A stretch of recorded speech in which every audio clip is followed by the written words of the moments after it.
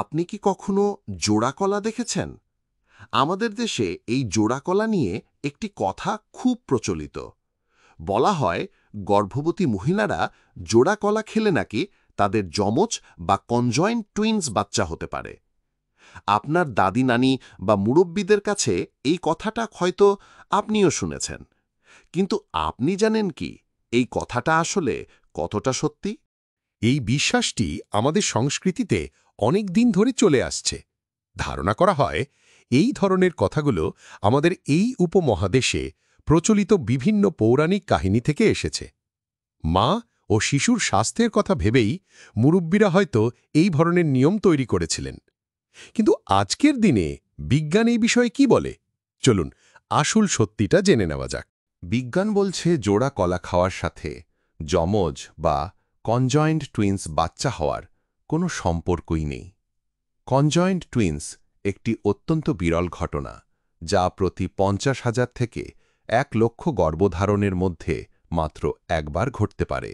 এর আসল কারণটি লুকিয়ে আছে গর্ভধারণের একেবারে প্রথম দিকে। গর্ভধারণের পর একটি ডিম্বাণু বিভক্ত হয়ে দুটি ভ্রূণে পরিণত হয়। এই বিভাজন যদি নির্দিষ্ট সময়ের পরে, অর্থাৎ ১৩ থেকে ১৫ দিনের মধ্যে অসম্পূর্ণভাবে হয়, তখনই কেবল কনজয়েন্ট টুইন্স তৈরি হয়।